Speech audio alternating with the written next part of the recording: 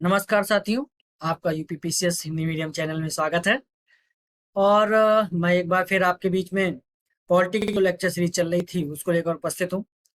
हम लोगों ने लास्ट पे जो लेक्चर डिस्कस किए थे उस पर हम लोगों ने बातचीत कर ली थी सुप्रीम कोर्ट के विषय पर। और उसको हमने गहराई से समझ लिया था। इसके बाद न्यायपालिका का जो सेकेंड पार्ट है वो हाई कोर्ट है।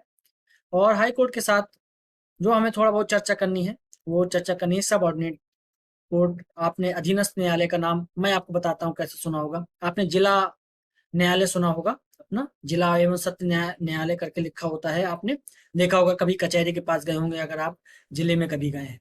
तो इस प्रकार से हाई कोर्ट और सबऑर्डिनेट कोर्ट के बारे में आप थोड़ा बहुत जानकारी लेंगे, इससे भी सवाल पूछा जाता है। और इस प्रकार से हमारा न्यायपालिका का पूरा जो कोर्स है वो कंप्लीट हो जाएगा। न्यायपालिका का पूरा टॉपिक कंप्लीट हो जाएगा। हम लोग सवालों को देखेंगे और जो चीज छूट गई है वहां पर भी डिस्कस करते रहेंगे। इससे एक ओवरऑल हमारा जो व्यू है वो बन जाएगा कि न्यायपालिका से किस प्रकार से सवाल जो है आयोग हमसे पूछता है, और हमको क्या विजन रखना है अपनी तैयारी को लेकर। पॉलिटिक्स से संबंधित क्या सवाल उसमें आ सकते हैं। तो चलिए हम लोग क्या डिस्कस करेंगे। हम लोग डिस्कस करेंगे हाई कोर्ट से क्या मतलब है, हाई कोर्ट के अधिकार क्या होते हैं, अधीनस्थ कोर्ट क्या है, अन्य कोर्ट क्या है अधीनस्थ कोर्टों के अलावा, जैसे लोक अदालत है ना, न्याय पंचायत है। न्याय पंचायत, कंफ्यूज मत होइएगा, न्याय पंचायत है ये, वो नगर पंचायत होती है ना। आपने कंफ्यूज हो जाएंगे, अरे ये नाम सुना सुना लग रहा है। नगर और न्याय में अंतर होता है। और इसके बाद अन्य प्रमुख बातें जो और लगेगा हमको समझने वाली है कि कितनी कोर्टें हैं भारत में और कितने हाई कोर्ट हैं, किस प्रकार से उसमें जज बैठते हैं, और वो भी अगर उनका रिटायरमेंट वगैरह होता है तो किस प्रकार से पूरी प्रक्रिया को हम समझेंगे। तो चलिए यहाँ पर डिस्कस कर लेते हैं। पहला पॉइंट, राज्य उच्च न्यायालय जो स्टेट का हाई कोर्ट होता है उससे हम क्या चीज समझते हैं। अनुच्छेद 214 ये आपको याद रखना है। अनुच्छेद 214 बोलता है प्रत्येक राज्य के लिए एक उच्च न्यायालय होगा। देखिए 214 जो अनुच्छेद है वो एक प्रकार की बात करता है कि प्रत्येक राज्य के लिए एक उच्च न्यायालय की स्थापना की बात करता है। इसका मतलब है कि भारत में जितने भी राज्य हैं उसके लिए उच्च न्यायालय होगा। लेकिन वर्तमान में भारत में जो उच्च न्यायालयों की संख्या है वो 25 है। अभी हाल में ही लेटेस्ट जो आंध्र प्रदेश बना है, आंध्र प्रदेश से कटकर तेलंगाना बना है। तेलंगाना में जो हाई कोर्ट था, मतलब हैदराबाद में, तेलंगाना की राजधानी हैदराबाद है, हैदराबाद में जो हाई कोर्ट था वो आंध्र प्रदेश का था। लेकिन अब आंध्र प्रदेश से तेलंगाना डिवाइड हो गए हैं, तो आंध्र प्रदेश के लिए अपना एक अलग हाई कोर्ट बन चुका है। तो वही हाई कोर्ट की संख्या मिलाकर 25 हो गई है। मैंने आपको कहीं 24 बताया था शायद। तो 25 हाई कोर्ट है हमारे पास, ठीक है। ये 25 की संख्या है, और एक सुप्रीम कोर्ट तो वो है ही अपने पास। यहाँ पर देखते हैं उच्च न्यायालय की स्थापना संविधान के द्वारा की गई है। ये आपको बात याद रखनी है, कभी आप कंफ्यूज हो जाए, मान लीजिए आपको लगे कि अरे नहीं संविधान के द्वारा नहीं, वो तो सुप्रीम कोर्ट जैसी बात है, तो नहीं। उच्च न्यायालय में भी संविधान का पूरा उस पे 214 अनुच्छेद पूरा बताता है कि जो आपका उच्च न्यायालय है उसकी स्थापना की जाएगी। लेकिन सेवेंथ संशोधन इससे संबंधित है। ये बात बोलता है कि ये पॉसिबल नहीं है कि सब राज्यों के लिए अलग अलग उच्च न्यायालय हो। तो उन्होंने कैसा कहा कि अगर दो या अधिक राज्य हैं तो उनके लिए भी एक मिलकर हम उच्च न्यायालय बना सकते हैं। तो जैसे आपने देखा होगा पंजाब और हरियाणा दोनों अलग अलग राज्य हैं, और चंडीगढ़ एक खुद अपने आप में केंद्र शासित प्रदेश है। तो उन सबका जो उच्च न्यायालय है वो चंडीगढ़ में उपस्थित है, ठीक है ना, वहां पर स्थापित किया गया है उसको। तो केंद्र शासित प्रदेशों के लिए उच्च न्यायालय की शक्ति संसद को है। जैसे दिल्ली के लिए एक दिल्ली उच्च न्यायालय है। अब आप जानते हैं जम्मू कश्मीर भी केंद्र शासित प्रदेश बन गया, तो जम्मू कश्मीर भी एक उच्च न्यायालय हो गया आपके पास, ठीक है। तो ये कौन सा उच्च न्यायालय हो गया, ये भी आपका केंद्र शासित प्रदेश के लिए हो गया। इस प्रकार से उच्च न्यायालय के गठन को अब आगे देखते हैं क्या इसमें बोला गया है। उच्च न्यायालय के गठन की बात अगर हम यहाँ पर करें तो ये समझिए, एक मुख्य न्यायाधीश होते हैं, ठीक है, चीफ जस्टिस होते हैं हाई कोर्ट के, और अन्य न्यायाधीश से मिलकर हाई कोर्ट का जो है वो गठन होता है। अब अलग अलग हाई कोर्ट के अलग अलग जजों की संख्या होती है। जैसे इलाहाबाद हाई कोर्ट सबसे बड़ा है, यहाँ करीब 190 के आसपास सीटें हैं। जितना मुझे याद है शायद 190 के आसपास सीटें हैं। और या अभी केवल 105 सीटें ही केवल हाई कोर्ट में चलती हैं। 190 सीटिंग है यहाँ पर। तो उसी प्रकार से कई जगह पर जो विभिन्न उच्च न्यायालय हैं वहां पर संख्या है, और अलग अलग वहां पर उच्च न्यायाधीश हैं। लेकिन सुप्रीम कोर्ट में अगर 33 न्यायाधीश है प्लस एक चीफ जस्टिस ऑफ इंडिया है, तो ये कभी खाली नहीं होंगे, ये 34 की 34 बैठेंगे, ठीक है ना। अगर किसी कारण बस इनकी संख्या कम होती है तो या तो हम, अगर चीफ जस्टिस ऑफ इंडिया की कम होती है तो हम उस समय कार्यकारी मुख्य न्यायाधीश बनाते हैं, या 34 में से किसी की कम होती है तो हम एडहॉक पर उच्च न्यायालय से न्यायाधीशों को बुलाते हैं, या फिर किसी एक विशेष जो कानूनविद है उसको भी हम उसने अगर कंडीशंस पूरी फुलफिल कर ली हो आपके न्यायाधीश बनने की, तो उसको भी हम बना सकते हैं। बाकायदा कोलिजियम व्यवस्था के माध्यम से और चीफ जस्टिस ऑफ इंडिया की इससे अनुशंसा होती है, राष्ट्रपति इसकी नियुक्ति करते हैं। मैंने आपको बताया था तदर्थ जो न्यायाधीश होते हैं मतलब एडहॉक वाले, उनकी अनुशंसा कौन करता है, वो चीफ जस्टिस ऑफ इंडिया करते हैं, जो भारत के मुख्य न्यायाधीश हैं, ठीक है। तो अब वर्तमान में कौन है, एन वी रमन्ना, मैंने आपको बताया था पिछली बार, ये 48th भारत के चीफ जस्टिस है, ये आपको पता होना चाहिए। चलिए ठीक है, आगे देखते हैं उच्च न्यायालय के न्यायाधीशों की नियुक्ति कौन करता है। तो आपको पता है कोलिजियम व्यवस्था मैंने आपको बताई थी। कोलिजियम व्यवस्था जो है 1998 में लागू हो गई थी प्रॉपर, और एक्चुअली में कहीं मैंने ये बता दिया है आपको, मैं एक दिन अभी लेक्चर सुन रहा था। एक्चुअली में कोलिजियम व्यवस्था की जो स्थापना हुई है वो 1993 में हुई है, और 1998 से प्रॉपर वर्क में आ गया है।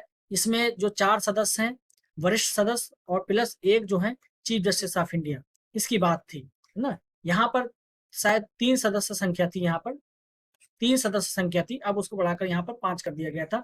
तो प्रॉपर जो कोलिजियम व्यवस्था है जो वर्तमान में चल रही है वो 1998 वाली है, और 1993 में कोलिजियम व्यवस्था का कॉन्सेप्ट आ गया था।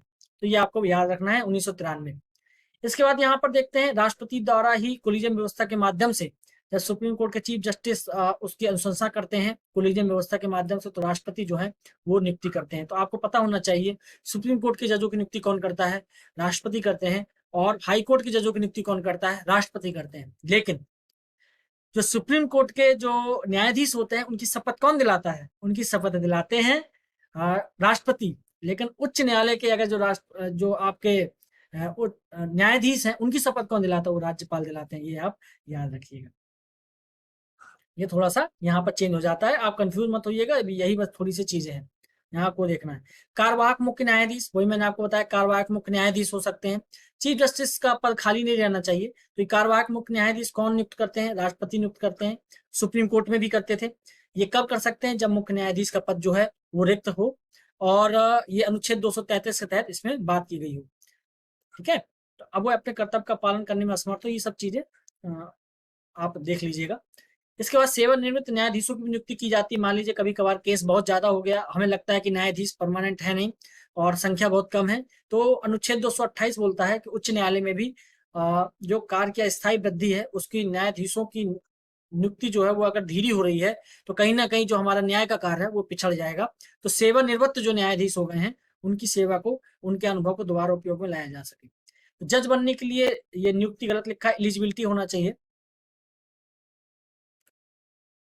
तो जज बनने के लिए क्या एलिजिबिलिटी हो सकती है, वो भारत का नागरिक हो, उस भारत के न्यायिक कार्यों में, भारत के न्यायिक कार्यों में उसने 10 वर्ष का अनुभव हो, अथवा वह किसी हाई कोर्ट में 10 वर्ष तक अधिवक्ता रहा हो, एडवोकेट रहा हो, है ना। इसके बाद एक चीज ये याद रखिएगा, सुप्रीम कोर्ट में मैंने आपको बताया था, सुप्रीम कोर्ट में जो जज बन सकते हैं वो एक कानूनविद, जो एक बड़े न्यायविद हैं वो भी बन सकते हैं, लेकिन हाई कोर्ट में ऐसा कोई भी कॉन्सेप्ट नहीं है। हाई कोर्ट में आपको भारत का नागरिक होना पड़ेगा, या किसी हाई कोर्ट के अंतर्गत आपको 10 साल की वकालत करनी पड़ेगी। इस प्रकार से आपकी कंडीशंस बनती हैं हाई कोर्ट का जज बनने के लिए। और कौन नियुक्ति के लिए आपकी बात करेगा, वो कोलिजियम व्यवस्था के लिए बाकायदा राष्ट्रपति के पास फाइल जाएगी, राष्ट्रपति उस पर अपनी सहर्ष स्वीकृति देंगे, नियुक्ति देंगे। जैसे मैं आपको बताऊं, जब आपकी नियुक्ति आपको जब मिलेगी, मान लीजिए राज्यपाल के महोदय द्वारा जब आपको नियुक्ति मिलेगी, तो ऐसे लिखा होगा कि आज महामहिम जो राज्यपाल हैं वो सहर्ष नियुक्ति आज दिनांक से, आज फला फला दिनांक से आपको सहर्ष नियुक्ति प्रदान करते हैं। तो इस प्रकार की चीजें होती हैं, आपको भी बड़ा अच्छा अनुभव होगा जब आपका सिलेक्शन होगा। यहाँ पर देखते हैं पदावधि। पदावधि जो है 62 वर्ष है, और सुप्रीम कोर्ट की पदावधि है वो 65 वर्ष है। ये आपको थोड़ा सा याद होना चाहिए, ये बिल्कुल कंफर्म रहना चाहिए। हटाने की प्रक्रिया क्या होती है, संसद के द्वारा, मैंने आपको बताया था संसद के द्वारा आप हटा सकते हैं, और खुद जो न्यायाधीश है वो जाकर अपना त्याग पत्र दे दे, और अगर वो अपने कार्य करने में अक्षम हो तो संसद उस पर किसी ने संसद में ये प्रस्ताव लाया जा सकता है कि फला न्यायाधीश को हटाया जाए। उसके बाद ये देखते हैं कि ये संसद के द्वारा, मैंने आपको बताया था, ये विशेष बहुमत से हटाया जाएगा।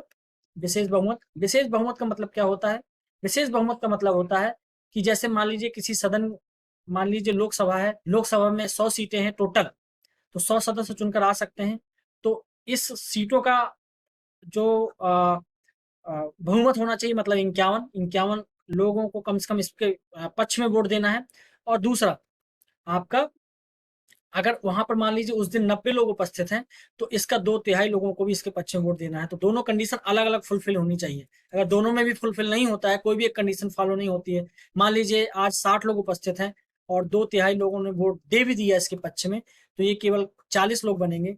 आपको 51 चाहिए था, तो ये कंडीशन फुलफिल नहीं होती है। तो ऐसा जो बिल है वो निरस्त मान लिया जाएगा, उस आधार पर नहीं हो सकती। किन आधारों पर जो न्यायाधीश को खिलाफ लाया जा सकता है?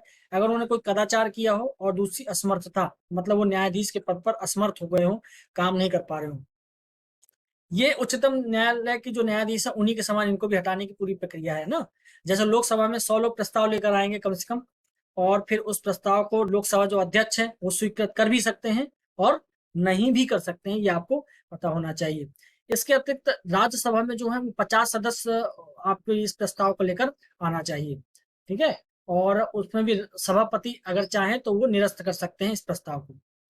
अगर वो प्रस्ताव निरस्त नहीं करते हैं तो फिर बाकायदा 3 लोगों की टीम गठित होगी, जिसमें एक किसी सुप्रीम कोर्ट के अगर मुख्य न्यायाधीश होंगे या कोई वरिष्ठ न्यायाधीश होंगे, प्लस किसी हाई कोर्ट के आपके मुख्य न्यायाधीश होंगे, हाई कोर्ट के मुख्य न्यायाधीश, और कोई एक विशेष न्यायविद होगा, और वो तीनों लोग अपनी रिपोर्ट लगाएंगे। अब आगे देखते हैं, उच्च न्यायालय के न्यायाधीश की जो आयु है, संबंधित अगर कोई विवाद आता है तो वो उसका निर्णय राष्ट्रपति द्वारा किया जाएगा। तो ये आपको पता होना चाहिए, राष्ट्रपति इसका निर्णय कर सकते हैं आयु संबंधित। ये मैंने लिख दिया था अलग से नोट से, मान लीजिए कभी बहुत डीप में पूछ लिया, हालांकि इतना डीप कभी नहीं जाता है। ये पदावधि केवल पूछ सकता है या फिर हटाने की प्रक्रिया पूछ सकता है। चलिए आगे चलते हैं। न्यायाधीशों का स्थानांतरण, तो मैंने आपको बताया था सब कोलिजियम व्यवस्था ही करता है, तो कोलिजियम व्यवस्था से स्थानांतरण भी होता है ना। एक न्यायाधीश एक हाई कोर्ट में रह सकता है, दूसरे हाई कोर्ट में जा सकता है। तो सुप्रीम कोर्ट के प्लस 4 वरिष्ठ न्यायाधीश को परामर्श से, मतलब कोलिजियम व्यवस्था 1+4। 1 कौन है? ये चीफ जस्टिस ऑफ इंडिया है। प्लस 4 कौन है? अन्य न्यायाधीश है। न्यायाधीशों की स्वतंत्रता जो है, मैंने आपको पिछली बार बताया था कि इनका जो वेतन है उसमें किसी प्रकार की कमी नहीं की जा सकती है, ना ही इनके न्याय क्षेत्र में कटौती की जा सकती है, ना ही संसद में इनके जो इनका व्यवहार है उस पर कोई बात की चीत की जा सकती है। इस प्रकार का कोई भी काम इनके खिलाफ नहीं किया जा सकता है, तो इसलिए इनको स्वतंत्रता है, ये अपने स्वतंत्र रूप से निर्णय देते हैं। फिर मैंने आपको बताया था अनुच्छेद 50, जिसके जो बताता है कि पृथक्करण के नियम का पालन होना चाहिए, मतलब पावर ऑफ सेपरेशन। मैंने बताया था कि जो शक्तियां हैं वो आपस में बटी हुई हैं, कार्यपालिका की शक्ति अलग है, वो नियमों को पालन करवाता है, विधायिका जो नियम बनाती है, और जो हाई कोर्ट है या जो न्यायपालिका है वो नियमों को चेक करती है कि संविधान के अनुसार ये बना है या नहीं बना है। और आपको मैंने बताया था 1973 में केशवानंद भारती का जो मामला आया, उसमें मूल ढांचे का जब से बातचीत कर दी है, तो उससे न्यायपालिका की बहुत शक्ति बढ़ गई है ना। तो अनुच्छेद 222 के तहत न्यायाधीशों का वेतन या भत्ता राज्य की संचित निधि से भारित होगा। आपको मैंने बताया था, ये अनुसूची 2 पर लिखा हुआ है। और आपातकाल को छोड़कर कोई अलाभकारी परिवर्तन नहीं होगा। आपको मैंने बताया था, आपातकाल मान लीजिए लग जाता है तो राष्ट्रपति लोगों के वेतन जो है वो रोक सकता है, सरकारी लोगों के जो मतलब संचित निधि पर है उस पर किसी प्रकार का रोक लगा सकता है, थोड़ा सा अस्थायी रूप से, ताकि जब तक स्थितियां सुधर नहीं जाती। अनुच्छेद 218 के तहत उच्च न्यायालय के न्यायाधीश को उसी रीति से हटाया जाएगा जिस रीति से सुप्रीम कोर्ट के न्यायाधीश को हटाया जाएगा। ये लाइन आप वैसे ही याद कर लीजिएगा, यही लिखकर सीधा सीधा आएगा पेपर में और आप कंफ्यूज हो जाएंगे, है ना। यही सीधा सीधा लिख कर आएगा कि उसी रीति से हटाया जाएगा जिस प्रकार से सुप्रीम कोर्ट के न्यायाधीश को हटाया जाएगा। ये वाक्य पूरा का पूरा संविधान में लिखा हुआ है, ये आपको पता होना चाहिए। ये पूरा वाक्य ऐसे उतार कर वो दे देगा, तो कंफ्यूज होने की जरूरत नहीं है इसमें। विधि व्यवसाय करने से उच्च न्यायालय में रोक, जहां न्यायाधीश रहें। ये क्या है इसमें? एक्चुअली में क्या है कि जैसे सुप्रीम कोर्ट के न्यायाधीश अगर रिटायर हो जाते हैं तो किसी भी कोर्ट पर वकालत नहीं कर सकते हैं, कोई काम नहीं कर सकते हैं। लेकिन उच्च न्यायालय में अगर कोई जो न्यायाधीश है वो रिटायर हो जाता है तो वो चाहे तो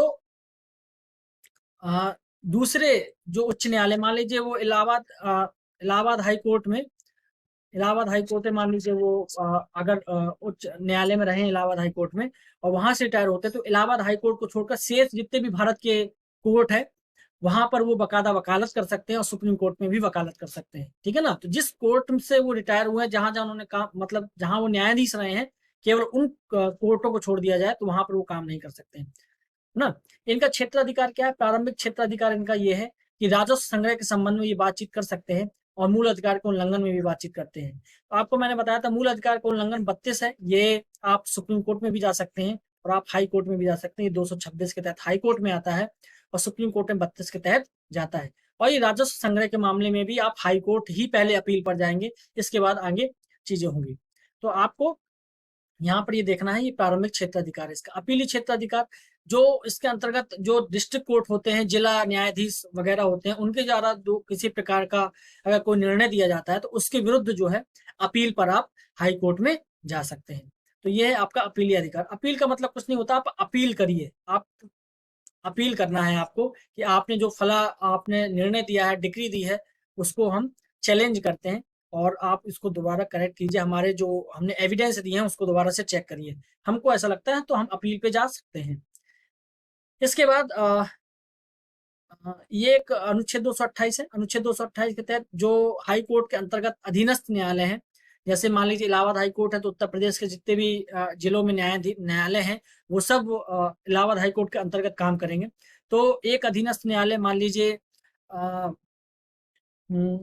कोई जौनपुर का न्यायालय है, जिला न्यायालय, और उसका केस वो कानपुर न्यायालय में भी ट्रांसफर कर सकता है। ऐसी चीजें हो सकती हैं, बिल्कुल हो सकती हैं, ये हाई कोर्ट के अधिकार क्षेत्र में आता है। इसके बाद रिट जारी करने का अधिकार, मैंने आपको बताया था 5 प्रकार की रिट होती है। बंदीकरण होता है, प्रत्यक्षीकरण होता है, उत्प्रेषण होता है, प्रतिषेध होता है और अधिकार प्रेक्षा होता है ना, क्यू वारंट जिसको बोलते हैं। हमने आपसे बातचीत की थी। एक चीज ये देखिए, यहीं पे जब मैंने नोट्स बनाए थे तो इसको लिख लिया था यहीं पर। रिट जो अधिकार है रिट का, वो अधिकार अमेरिका से उत्पन्न हुआ था, ये आपको पता होना चाहिए। भारत में रिट का अधिकार किसने दिया था? भारत में 1980, मैंने आपको 1978-80 के आसपास सन की बात बताई थी। वहां पर जो चीफ जस्टिस थे वो वी आर कृष्ण अय्यर और प्लस पी एन भगवती, ये दोनों नाम आपको याद रखने हैं। ये वी आर कृष्ण अय्यर और भगवती, ये आप अगर ये याद रखेंगे, मान लीजिए मेंस में भी आपको लिखना पड़े तो आप इन नामों को लिखकर अच्छे नंबर पा सकते हैं। क्योंकि समानता लोग नाम लिखने से नाम नहीं लिखते, सामान्य बातें लिखते हैं। तो ये अधिक जानकारी है आपकी, ये आप लिख सकते हैं। और प्री में तो सीधे सीधे इस पे सवाल पूछ सकते हैं कि रिट किसने, जो जनहित याचिकाएं हैं उसकी शुरुआत कहाँ से हुई थी? 1980 से P N Bhagwati chief justice थे तो उन्होंने इसकी शुरुआत करवाई थी। और इसके बाद अनुच्छेद 226 मैंने आपको बताया, हाई कोर्ट में 226 के तहत आप जा सकते हैं। इसके बाद देखते हैं आगे क्या है।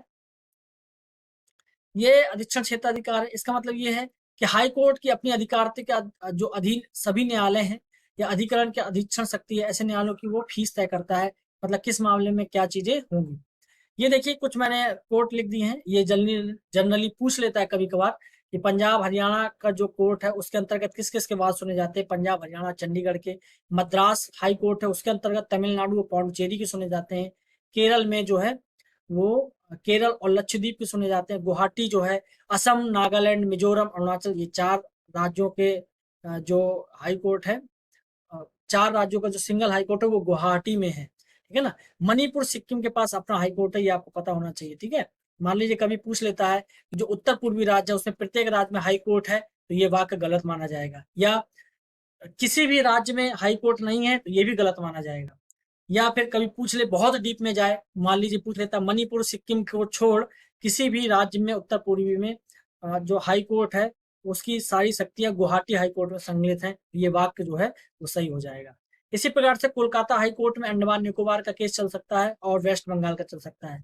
बॉम्बे हाई कोर्ट में किस किस का चल सकता है? महाराष्ट्र का चलता है, गोवा का चलता है, दादर नगर हवेली और दमन द्वीप का। ऐसे हैदराबाद में तेलंगाना। अब यहाँ पर हाई आंध्र प्रदेश अलग कोर्ट बना लिया गया है। इस प्रकार जो संख्या है हाई कोर्ट की वो 25 हो गई है, ये आपको डेटा याद रखना है, ठीक है। ये तो हाई कोर्ट के बारे में मोटा मोटा आपको मैंने जानकारी दे दी। अब थोड़ा सा अधीनस्थ न्यायालय के बारे में हल्का सा जानकारी ले लेते हैं। अधीनस्थ न्यायालय होते क्या है? अधीनस्थ मतलब जो अधीन पर काम करने की प्रवृत्ति है, जिनको कार्य करते हैं। तो अनुच्छेद 233 और 234 में अधीनस्थ न्यायालयों के प्रावधान की बात है। अधीनस्थ न्यायालय की स्वतंत्रता का मतलब क्या होता है? जो जिला न्यायाधीश होते हैं उनकी नियुक्ति, पदोन्नति एवं स्थानांतरण राज्यपाल द्वारा उच्च न्यायालय के परामर्श द्वारा की जाती है। राज्यपाल महोदय इसका बकायदा स्थानांतरण करते हैं, है ना, राज्यपाल महोदय करते हैं। न्यायिक सेवा के सदस्यों की नियुक्ति राज्यपाल द्वारा राज्य लोक सेवा आयोग, मतलब आप यूपीपीएससी, यूपी यूपीपीएससी के माध्यम से बाकायदा इसका एग्जाम होता है लोक सेवा आयोग के माध्यम से, और फिर जो जज होते हैं उनकी नियुक्ति की जाती है। तो ये कौन नियुक्ति करता है? राज्यपाल महोदय करते हैं। जिला न्यायालयों तथा अधीनस्थ न्यायालयों का नियंत्रण जो है हाई कोर्ट के माध्यम से किया जाता है। ठीक है ना, इसमें डायरेक्ट हस्तक्षेप कार्यपालिका का नहीं होता है, केवल कार्यपालिका का काम नियुक्ति देने तक है। अनुशासनात्मक कार्रवाई भी हाई कोर्ट के माध्यम से की जा सकती है। तो कुल मिलाकर आपको ये पता होना चाहिए कि हाई कोर्ट के अधीनस्थ ही सारे काम करते हैं जो उनकी गाइडलाइन होगी। ये कार्यपालिका से बिल्कुल अलग रहेंगे, हालांकि राज्यपाल इनको नियुक्ति पत्र देते हैं। और इसका एग्जाम कौन कराता है? आपको पता होना चाहिए, इसका एग्जाम जो है यूपीपीएससी कराता है। आपको भी यही एग्जाम आप भी जो एग्जाम देंगे वो भी यूपीपीएससी ही कराएगा। जिला न्यायाधीश की नियुक्ति कौन करेगा? राज्यपाल करता, अभी मैंने बताया। और ये किसके परामर्श से करता है? हाई कोर्ट के परामर्श से करता है।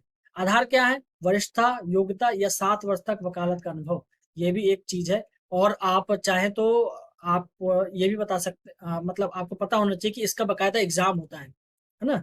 जज का एग्जाम होता है पीसीएस जे करके, उसका नाम होता है पीसीएस जुडिशियल, है ना। इसके माध्यम से इसमें भर्ती होती है। फिर कई प्रकार के जूनियर स्केल पर होती है, सीनियर स्केल पर होती है, अलग अलग टाइप के एग्जाम हो जाते हैं। ठीक है। जिला न्यायाधीश के अतिरिक्त अन्य न्यायाधीशों की नियुक्ति 2 तरह की होती है, 2 तरह से हो सकती है। जिला न्यायाधीश के अतिरिक्त अन्य न्यायाधीशों की नियुक्ति तो यही है, एक तो डायरेक्ट जो वकालत के माध्यम से हो सकती है, और एक एग्जाम के माध्यम से हो सकती है। यदि अधीनस्थ न्यायालय डेथ सेंटेंस देते हैं, मान लीजिए अधीनस्थ न्यायालय ने मृत्यु की सजा सुनाई है, तो पहले वो हाई कोर्ट से कंफर्म करेगा, है ना। मैंने आपको बताया था प्रतिषेध रिट याचिका जो होती है वो बता सकता है, हाई कोर्ट कह सकता है अपने अधीनस्थ न्यायालय से कि आपको मैं प्रोहिबिट करता हूं कि आप अपने क्षेत्राधिकार से बाहर जा रहे हैं, इसलिए निर्णय आपको नहीं देना है। इस प्रकार की चीजें वो बोल सकता है। आगे थोड़ा बहुत चीजें लिखी हैं। उच्च न्यायिक सेवा परीक्षा, ये मैंने आपको बताया सीनियर स्केल, और न्यायिक सेवा परीक्षा जो पीसीएस जे होता है ना। तो ये जूनियर स्केल पे हो गया और ये सीनियर स्केल का हो गया। तो 2 तरीके से न्यायाधीशों की नियुक्ति वहां पर हो सकती है।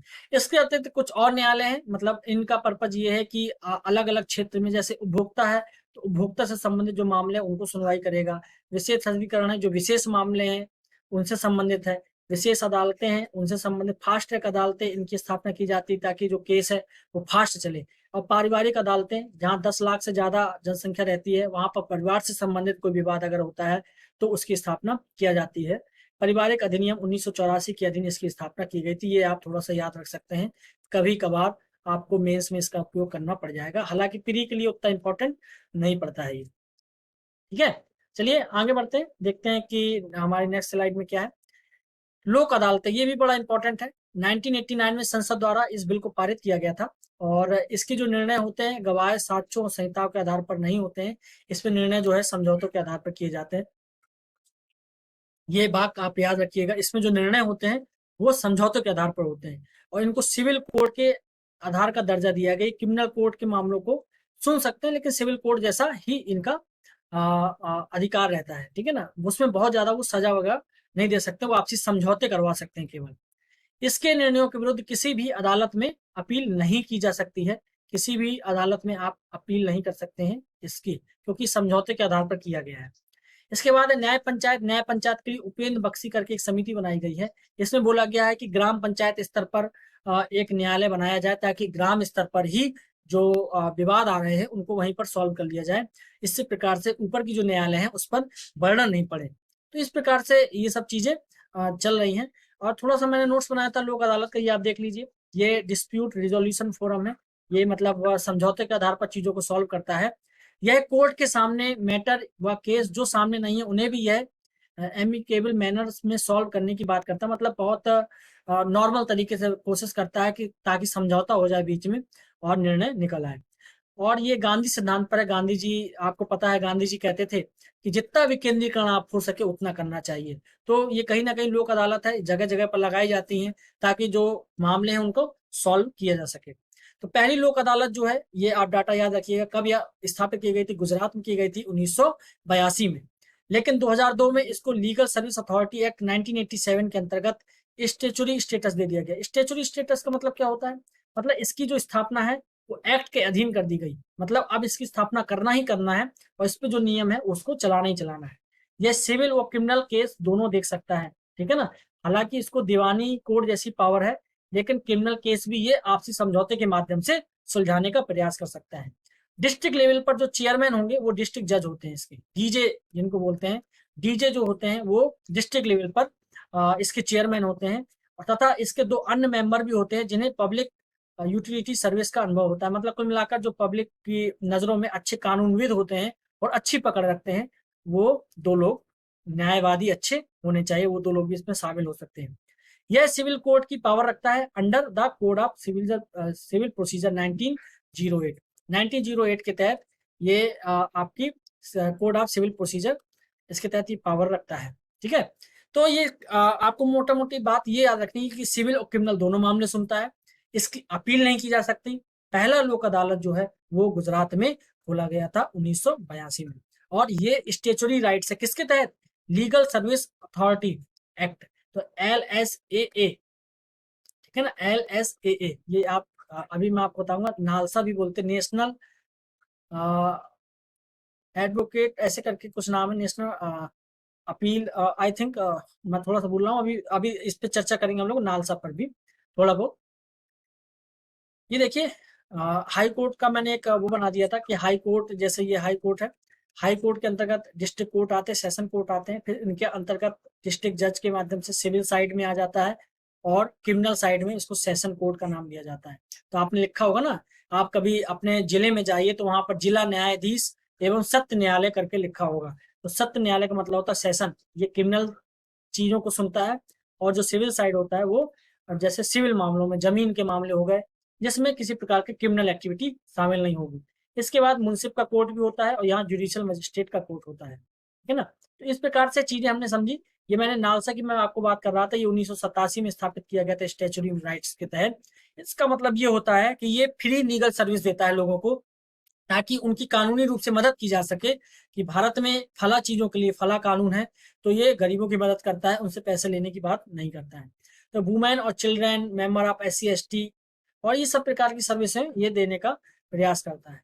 तो स्टेट, ऐसे स्टेट लेवल पर सालसा है, ये नेशनल लेवल पे राष्ट्रीय है, ये है स्टेट लेवल पर, है ना। साथ ही लोक अदालत भी स्पेसिफाइड जो रिजोल्यूशन केस है उनकी बात भी ये करता है, मतलब ये लोक अदालत को भी बढ़ावा देने की बात करता है। मैंने अभी आपको बताया ना, लोक अदालत जो है, लोक अदालत को जो स्टेचुरी राइट दिया गया है, सांविधिक बोलते हैं इसको हिंदी में, सांविधिक। सांविधिक मतलब विधि के अंतर्गत, विधि के अंतर्गत, विधि कौन सी, नालसा एक्ट, नालसा एक्ट 1987, इसके तहत ये आपको लोक अदालत की पावर, उसको स्टेचुरी राइट्स दिया गया था। तो मैंने आपको न्यायालय से संबंधित जो भी जानकारी थी वो मैंने दे दी, इतना ही था न्यायालय में पूरा मिलाकर। अब हम सवालों को हल करेंगे, और आपको राज्य से संबंधित जो सवाल हैं, सुप्रीम कोर्ट के भी बहुत सारे सवाल हैं, उन सबको हल करेंगे। जो छोटी छोटी बातें वहां पर रह गई जो हमको समझनी चाहिए एक क्वेश्चन को हल करते हुए, वहां पर हम चर्चा करेंगे। वहां पर जो थोड़ा बहुत और चीजें होंगी उसको वहां पर ही क्लियर करेंगे, ठीक है। तो थैंक यू। और ये टेलीग्राम चैनल है, आप इसको ज्वाइन कर सकते हैं अगर आप चाहें। तो हम लोग पॉलिटी सीरीज में काफी इंपॉर्टेंट टॉपिक्स कवर कर चुके हैं। इसके बाद हम अब छोटे छोटे टॉपिक्स पे जाएंगे, जो संवैधानिक पोस्टें हैं वगैरह, उन पर थोड़ा बहुत चर्चा करेंगे। राज्यपाल और विधान परिषद वगैरह पे भी चर्चा करेंगे, क्योंकि अभी हाल में ही विधानमंडल का चुनाव हुआ है उत्तर प्रदेश में, तो ये एक करंट का टॉपिक हो जाता है। और राज्यपाल इसकी शपथ दिलाएंगे वगैरह, सरकार का गठन करवाएंगे, तो ये भी बड़ा करंट का टॉपिक हो जाता है, ये आपको पता होना चाहिए। और अभी राज्य विधान परिषद का, विधानसभा का चुनाव तो हो गया, अब विधान परिषद का MLC का चुनाव चल रहा है। MLC का जो चुनाव चल रहा है वो उस पर भी हम चर्चा करेंगे, क्योंकि वो करंट का टॉपिक हो जाता है, इससे सवाल आपसे पूछा जा सकता है। तो कुल मिलाकर हमारा जो न्यायालय से संबंधित जो चीजें थी वो इतनी थी। फिर नेक्स्ट लेक्चर में नए सब्जेक्ट के साथ फिर मुलाकात होगी आपसे। तब तक के लिए आपसे नमस्कार।